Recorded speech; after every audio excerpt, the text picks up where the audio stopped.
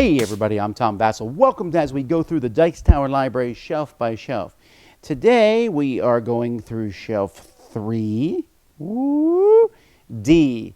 And there's no real rhyme or reason to this shelf other than the square boxes. This is kind of my heavy Eurogame shelf in general, or one of them anyway. But not real. Anyway, let's just get a look at these games. First we have Downfall. Now John D. Clare has made one of my favorite games, Space Base, but in this particular game, I don't like it at all. It has almost everything I dislike. The game has a little bit take that. It does negative stuff to you the entire time. It's a post-apocalyptic future where disease is going and radiation is going. It's just such a negative game. Constant negative things going on in it. And then whenever you do something to someone else, you feel bad about it. But some people might like it. It's one of the last deluxeifieds I've seen from Tasty Minstrel.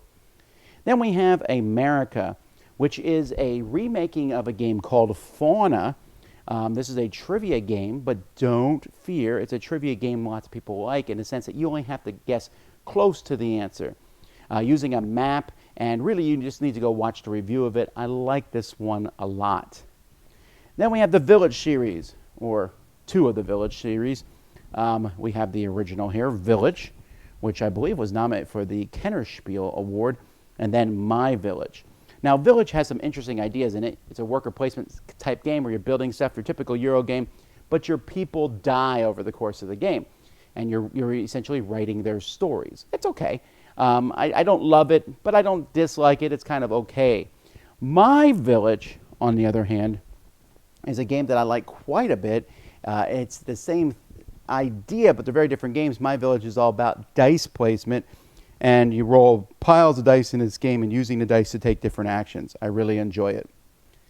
Vinhos. Now this is a Lacerda game, and it's one of the few Lacerda games that's in this size. I have the big deluxe versions for most of them. Vinhos is a game I have not played, actually. I know it's one of the more complicated games that's out there about growing grapes and stuff, and I would like to tell you more about it, but I really haven't just gotten around to playing it. But I've heard good things from the folks who did, and pretty much every Lacerda game makes it into our library. Transatlantic here, PD Verlag, Rio Grande Games. This is another game that I technically have not played this particular game. I played the game that it's based on. Wasn't a huge fan of that, but I know some people really like it, so there you go. It's in the library. Now let's talk about Ethnos. Now Ethnos, we just recently did on a list of games that aren't very beautiful, but are very fun to play.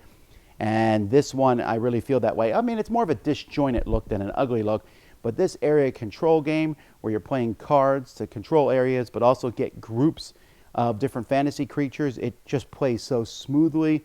This one will likely always be in the library. Then we have CloudAge. Now this is an Alexander Pfister game, although he's one of the two designers for this game.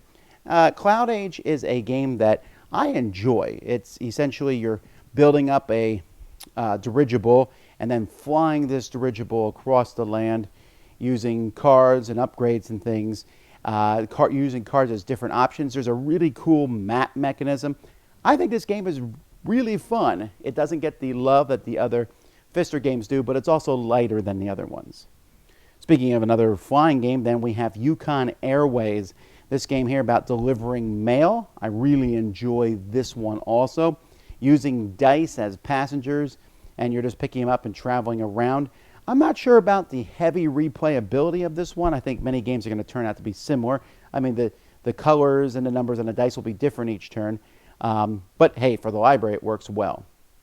Then we have Merchant of Venus. This is the new version, the Fantasy Flight version, which came with a new way to play Merchants of Venus as well as the classic way, which from what I understand is the way most people who like Merchants of Venus like playing it. I think the game's okay. My co-host Eric Summer really likes it, so this is kind of in the library for him, but also because it is a classic game, and we like to have classic games in the library. Coralia is a really pretty game, although I wonder how long it will be here in the library. From Hook R&R Games. It's another dice placement game. Maybe this should be my dice shelf here. Not really. There's dice on all the shelves.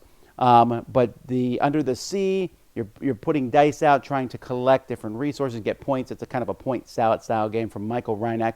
It's good, but I bet most of you haven't heard of it, and I think it's going to be forgotten, but not forgotten on this shelf. Spirits of the Rice Paddy is a really unique game in which you are maintaining the flow of water between different rice paddies to grow the rice and score points. It sounds fairly complicated, and when you first go over the rules, it's going to feel a little complicated, but it's not. It's a pretty basic game with a lot of cool options. There's a little dice game, I think, called Rice Dice or Nice Dice or something like that. Basically, it should be called Don't Touch This and Go Play the Board Game instead, which is why I have the board game here in the library. But if you want to play something unlike other games, this is one that I would come and pull off the shelf. We then have two rushes here. We have Kitchen Rush and Rush MD. So Kitchen Rush is a real-time cooperative game where you are just as fast as you can preparing dishes for people and serving them. This one actually has a second printing, which will probably take the place of this one in the library, but we just haven't got it reviewed yet and looked at. But I like it a lot. It's fun, it's frantic, it's furious. It's also very difficult. But even though I like Kitchen Rush, Rush MD is a game I really enjoy. I like the theme as you're rushing passengers in and out of a hospital and into a clinic, fixing them up. It feels more cohesive than Kitchen Rush, and it's just, I don't know, there's just something about it I find to be really enjoyable. Hospitals are not necessarily a place I want to be in or talk about much, but in this particular case, this one is entertaining. It's a little silly, but really fun. And then Alubari, A Nice Cup of Tea. That's the last one on the shelf here. This here is from Tony Boydell, and it's essentially a Snowdonia game, which, given the fact that I never played Snowdonia, is pretty interesting. But this game, you are building all together a railroad, and how you build the railroad together gives you points and resources. There's a lot of interesting ideas. When I played this one, I was very impressed with how elegant and clean the game plays. You just have some really good options, and this one is not, again, another one that's not getting a lot of buzz. This is kind of a non-buzzy shelf, maybe other than Village, but certainly it's a game worth trying out, which is why it's in the library. I don't know which of these would be my favorite. Probably Ethnos, although Rush MD is pretty high up there. So this is not the first shelf I'm going to probably run to. There's a few games on here I don't like, but I bet this is a shelf that gets stuff pulled off as we play at the different libraries. Anyway, that's Shelf 3D. Thanks so much for watching the Dice Tower. I'm Tom Vasel. We'll see you next time.